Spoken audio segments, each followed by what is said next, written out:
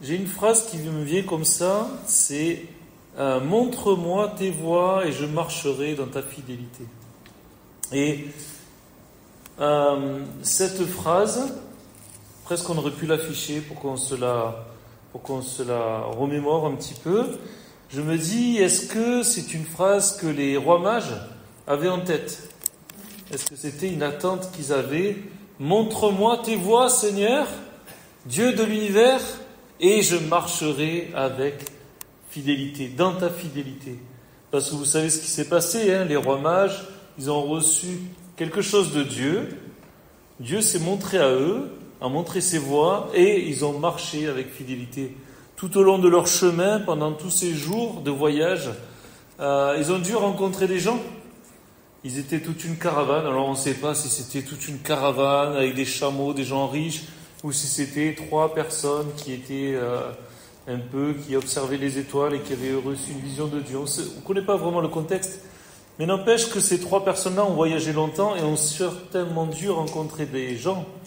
Et tout au long de leur voyage, ils ont dû leur dire: et nous, on suit cette étoile et on va découvrir qui est le roi d'Israël, qui est celui-là qui va délivrer le monde. Et j'aimerais à m'imaginer ces gens qu'ils ont rencontrés, les rois mages.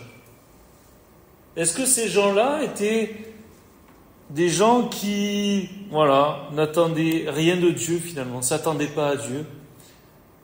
Ou est-ce qu'il y avait des gens au milieu de ces rencontres qui avaient une attente envers Dieu? Vous savez, quand on va évangéliser, des fois il y a des gens qui ont des attentes, et c'est des rencontres divines, et le contact se fait immédiatement, et puis les gens sont contents. Et le chauffage était trop fort. Pas mal.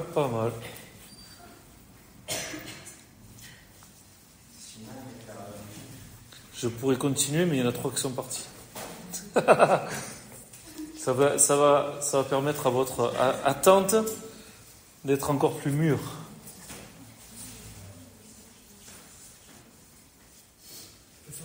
Pourtant, j'avais baissé exprès.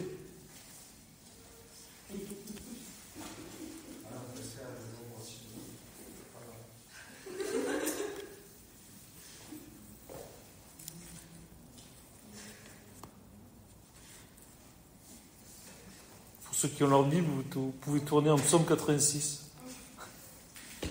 Le problème, c'est que quand ils vont remettre le jus, la lampe va sonner direct. Il en faudrait une devant la lampe pour taper le code.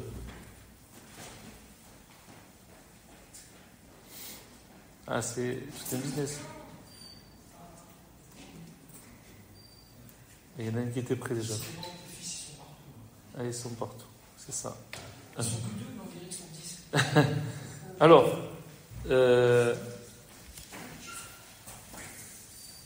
du coup, c'est enregistré, mais bon. C'est la petite pause. Donc, ce que j'étais en train d'expliquer, c'était les rencontres qu'ont fait les rois mages, comme nous on fait des rencontres quand on évangélise. Est-ce que ces gens-là ont des attentes ou pas? Et est-ce que dans notre cœur, on a une attente ce soir de rencontrer le Seigneur, de recevoir quelque chose de Dieu?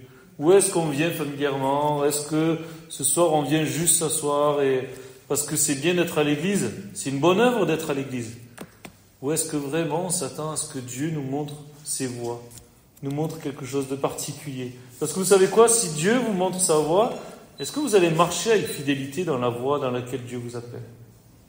Est-ce que vous allez marcher là-dedans? Si Dieu vous appelle ce soir-là, est-ce que vous êtes prêts? Est-ce que vous êtes prêts à suivre ce que Dieu veut vous montrer? Marie était prête?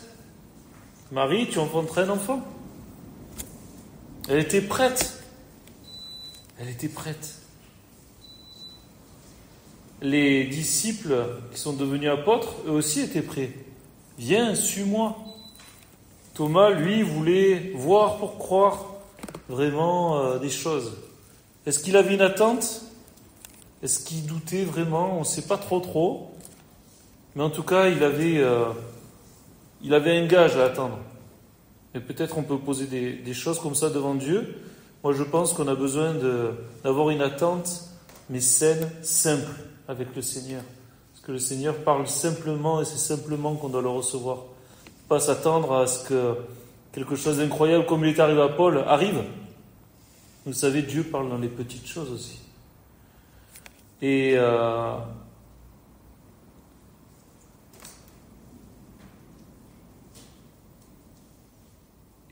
je comparais cette rencontre qu'on peut avoir avec Dieu, cette attente qu'on peut avoir avec Dieu, c'est comme quand on est jeune et qu'on tombe amoureux. On peut suivre jusqu'au bout du monde la personne qu'on aime. Elle nous mène par le bout du nez. On peut la suivre jusqu'au bout du monde, donc à peu près jusqu'à Valence. Non, jusqu'au bout du monde. Et c'est pareil avec Dieu. Si le Seigneur se montre à moi, est-ce que je vais le suivre? Le servir fidèlement? À l'aveugle, car comme Abraham, on ne sait pas trop où aller des fois, mais on sait qu'on est aimé. C'est une confiance aveugle et on marche, on donne. Vous savez, pour quelqu'un qu'on aime, on est capable de tout donner. D'un seul coup, on devient généreux, c'est bizarre. Il y a des gens pour qui on nous demande de faire un cadeau, et puis pour un autre, presque on dépenserait beaucoup d'argent parce que voilà, ça nous fait plaisir et c'est quelqu'un qu'on aime et c'est différent. Et c'est un peu ça avec Dieu. Est-ce que vraiment on est prêt à le suivre, mais de tout notre cœur, de tout notre être? Et le Seigneur nous dit, toi, suis-moi. Toi, suis-moi. Tu verras pas tout, mais suis-moi. Alors comment je peux voir les voies de Dieu? Alors en Psaume 86, verset 11. On va lire un petit passage. Je vous laisse tourner, on a un peu de temps.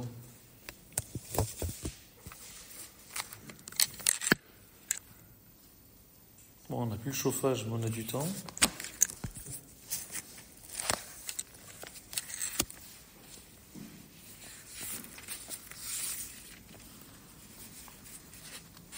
Alors, il est dit, tout le monde y est? Enseigne-moi tes voies, ô Éternel, je marcherai dans ta fidélité. Dispose mon cœur à la crainte de ton nom, je te louerai de tout mon cœur, Seigneur mon Dieu, et je glorifierai ton nom à perpétuité, car ta bonté est grande envers moi, et tu délivres mon âme du séjour des morts. Ô Dieu, des orgueilleux se sont levés contre moi. Une troupe d'hommes violents en veulent à ma vie. Ils ne portent pas leurs pensées sur toi. Mais toi, Seigneur, tu es un Dieu miséricordieux et compatissant, lent à la colère, riche en bonté et en fidélité.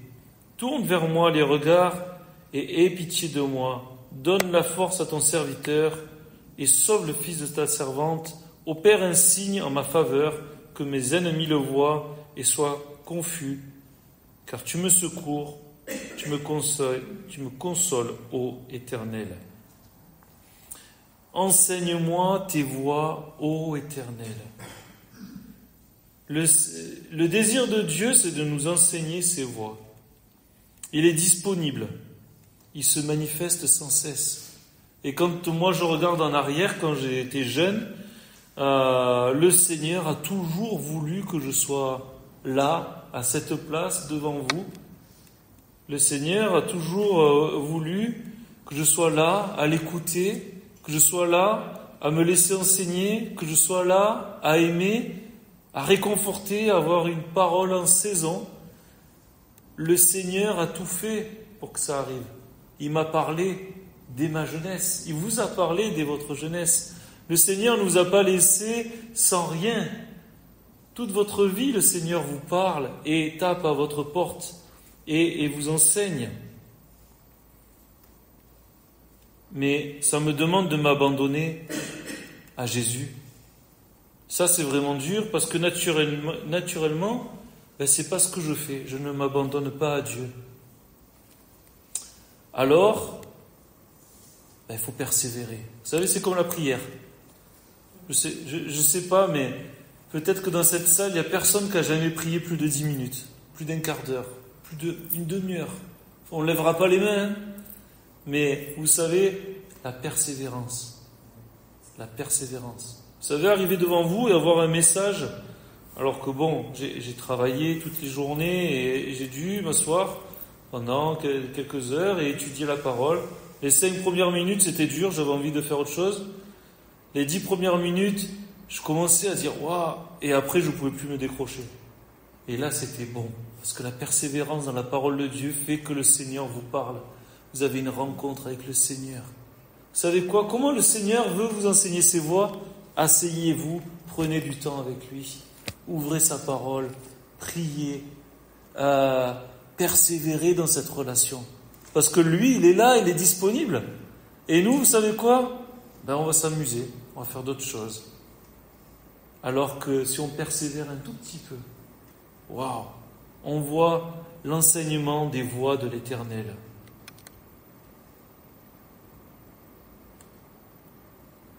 Et vous savez quoi? Pour que la personne qui a écrit le psaume dise « Enseigne-moi tes voies », il faut beaucoup d'humilité. Beaucoup d'humilité. Parce que le vrai problème, hein, c'est l'orgueil. Hein, c'est l'orgueil qui est en moi. Et c'est écrit au verset 14. Il est dit « Ô Dieu, des orgueilleux se sont levés contre moi. Ils ne portent pas leurs pensées sur toi. » Donc le vrai problème, ce sont vraiment les orgueilleux. Et il y a beaucoup d'orgueil dans mon cœur qui m'empêche d'entendre, d'être enseigné par Dieu et de marcher avec fidélité. Donc, les orgueilleux, des gens qui ne s'appuient que sur leur propre succès. Mais ô combien nous sommes entourés de personnes comme ça. Des gens qui mettent en avant leur savoir, leur mensonge, leur supériorité. Et vous savez que ça peut être par votre travail, votre humilité, votre amour, que vous pouvez être élevé, que Dieu va vous élever dans la vie. C'est pas parce que vous allez marcher sur les autres, pas parce que vous allez mettre en avant vos succès que Dieu va vous élever. Dieu veut marcher avec des gens humbles. C'est pour ça qu'il a choisi les apôtres. Parce qu'il savait que c'était des gens qui allaient donner toute leur vie, qui allaient se donner à 100%, qui allaient rien attendre en retour, qui n'allaient pas attendre au milieu des places publiques qu'on les regarde. Non, ils ont tout donné pour marcher avec Dieu. Et ça, c'est ce que Dieu veut avec nous, cette relation personnelle, inclusive.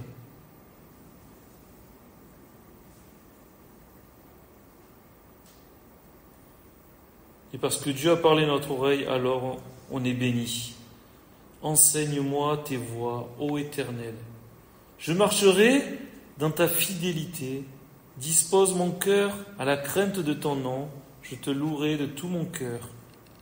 Seigneur, mon Dieu, et je glorifierai ton nom à perpétuité, car ta bonté est grande envers moi, et tu délivres mon âme du séjour profond des morts.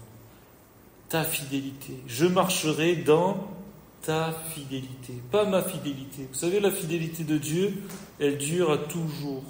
Il ne m'abandonnera jamais. 2 Thessaloniciens 3.3, le Seigneur, lui, est fidèle. Il vous affermira et vous protégera du mal. 2 Thessaloniciens 3.3. Ésaïe 41.10. Ne crains rien car je suis avec toi. Ne promène pas des regards inquiets car je suis ton Dieu. Je te fortifie, je viens à ton secours, je te soutiens de ma droite triomphante. Quand on découvre la fidélité de Dieu, on n'a qu'une seule envie, c'est de le suivre. La fidélité, la fidélité. Vous savez, quelqu'un qui est fidèle, quelqu'un qui nous aime, quelqu'un qui est prêt à tout nous donner, on le suit aveuglement. Parce que notre Dieu est fidèle avec nous. Notre Dieu ne nous trompera pas. Alors, on peut marcher avec lui. On peut lui donner toute notre âme, tout notre être. Être rassasié de sa parole. D'ailleurs, c'est la prochaine chose. Dispose mon cœur à la crainte de ton nom. Dispose mon cœur à la crainte de ton nom. En fait, le mot disposer, là, c'est un mot qui veut dire aussi uni. C'est comme si on aurait dit, Unis mon cœur à la crainte de ton nom. Unis mon cœur à la crainte. Et on sait que la crainte de l'Éternel, c'est la révérence du nom de Dieu. Et donc mon cœur doit être uni à la révérence du nom de l'Éternel. La révérence. La révérence. On fait des révérences devant les rois. Et notre Dieu, on doit avoir une attitude révérencieuse devant lui. Notre cœur doit être uni avec cette révérence. C'est une position où on est en dessous l'autre. Vous savez, quand on fait une révérence, on s'incline parce qu'on met l'autre au-dessus de nous. Et mon cœur doit être uni avec cette référence qu'on met dans le nom de l'Éternel. Est-ce que le nom de l'Éternel, ça vous fait sourire quand vous dites Jésus dans ville, ou quand vous voyez le nom Jésus, est-ce que ça vous fait sourire, ou est-ce que vous avez une révérence, une crainte du nom de l'Éternel, quelque chose de profond qui vous fait avoir de la révérence? Et ça, c'est une belle chose, la crainte du nom de Jésus, la révérence de ton nom. La crainte, c'est le commencement de la sagesse, la crainte de l'Éternel, en Proverbe 9:10. Ensuite, il est dit, « Je te louerai de tout mon cœur, Seigneur, mon Dieu. » Je te louerai de tout mon cœur. Combien de chansons on chante, on entend, on écoute. Combien de chansons? Même à l'église, on chante. Et là, il est dit, je te louerai de tout mon cœur. Seigneur, mon Dieu. Waouh! Je te louerai. J'élèverai ton nom. Je te mettrai en avant dans ma vie. De tout mon cœur, de tout mon cœur, de tout mon être, tous mes sentiments, tout ce qui est en moi, élève ton nom, loue ton nom, glorifie ton nom. Seigneur, mon Dieu, c'est mon Dieu. Et je le glorifierai, et je glorifierai ton nom à perpétuité.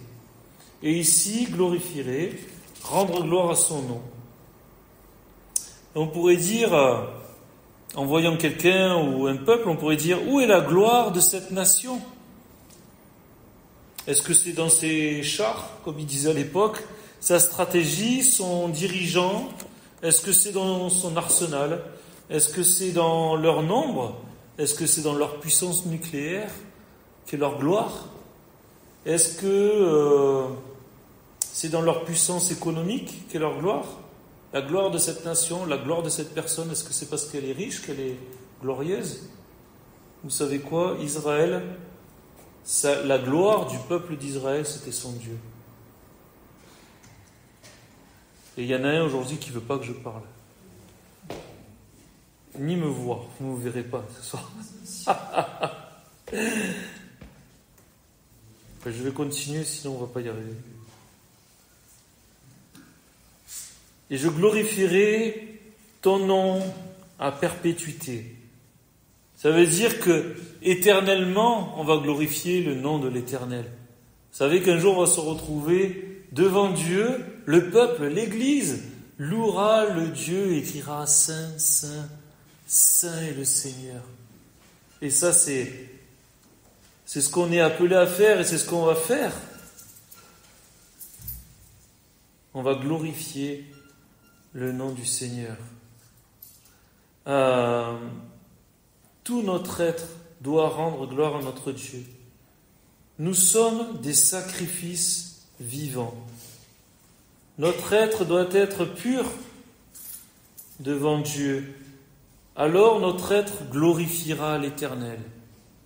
Écoutez bien ça. Notre être doit être pur devant notre Dieu. Alors notre être glorifiera l'Éternel. Comment on devient pur devant Dieu? Comment mon être peut glorifier l'Éternel? Pas de porno, pas de gros mots, pas d'insultes, pas de haine, pas de contact physique avant le mariage, pas de masturbation, pas de saoulerie, pas de drogue, pas de cigarette, pas de substitutions qui vont me rendre impur et m'empêcher de glorifier Dieu. C'est pas souvent des mots qu'on entend au pupitre, mais si votre être veut être pur et veut glorifier ce pourquoi il a été fait, notre corps n'a pas été fait pour tout ça, notre corps a été créé pour glorifier l'Éternel. C'est merveilleux. Et cette gloire que Dieu nous donne, dans laquelle Dieu nous remplit, élève le nom de Dieu. Et je louerai son nom toute ma vie, éternellement et à perpétuité. C'est incroyable. Parce qu'on se sera laissé enseigner par Dieu et qu'on aura marché en fidélité. Moi, j'ai envie que tout mon être rende gloire à Dieu pour être un témoignage vivant. Je veux tenir ma chair en bride. Ce n'est pas elle qui me maîtrise, c'est moi qui contrôle. C'est vous qui contrôlez votre corps.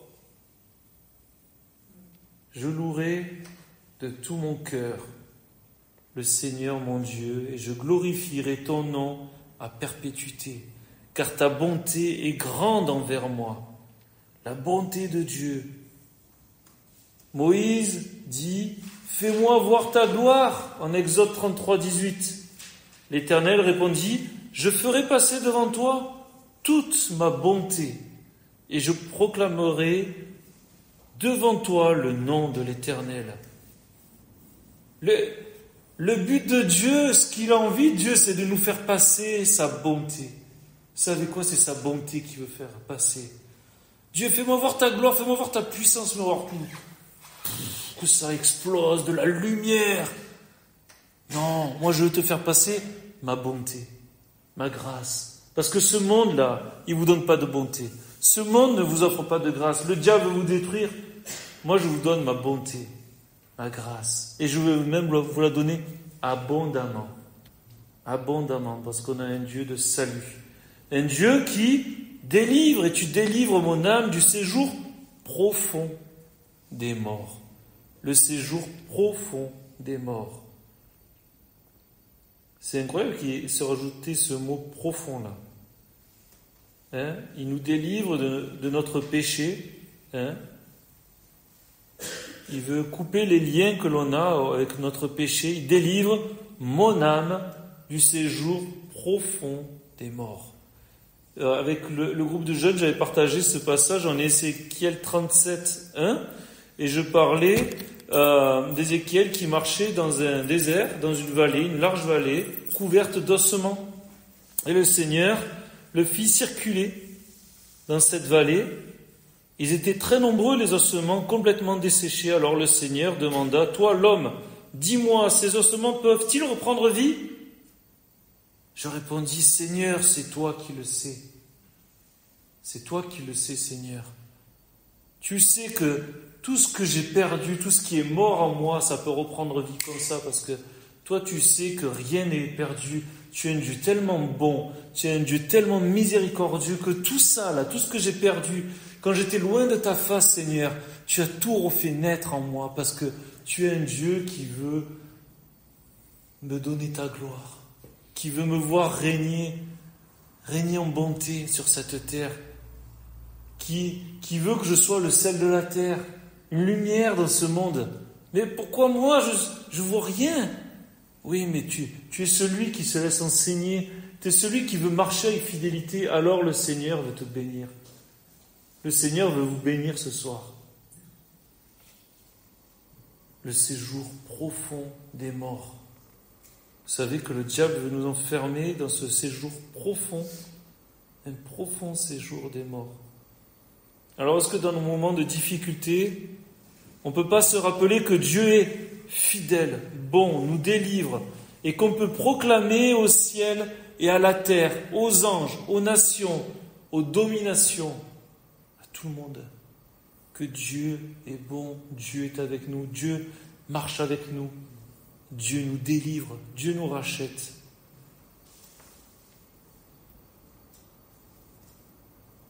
Et être enseigné dans les voies de Dieu, c'est le rencontrer et reconnaître qui il est vraiment. Il est ce Dieu incomparable, ce Dieu gracieux, ce Dieu qui a fait marcher des mages pendant des centaines de kilomètres, ce Dieu qui a fait que des gens ont été touchés, ce Dieu qui a fait que des nations se sont repenties. Autrefois, je lisais encore Jonas. Mais des milliers de personnes se sont repenties juste parce que quelqu'un qui était tout fébrile criait dans la rue, dans quelques jours, vous allez être détruits. Mais les nations ont connu la grâce de Dieu. Pourquoi ? Parce qu'ils avaient une attente envers Dieu. Mais moi, je veux cette attente envers Dieu. Je veux que Dieu se saisisse de ma vie, la transforme et ne fasse pas de moi quelqu'un qui, je sais pas, n'importe quoi. Je veux que Dieu utilise ma vie pour toucher des gens, qui utilise ma vie pour être, oui, une lumière du monde. C'est lui qui le dit, c'est pas moi. Alors on peut faire ça, on peut être ça, chacun d'entre nous. Et on peut glorifier Dieu dans notre vie. Amen. Amen.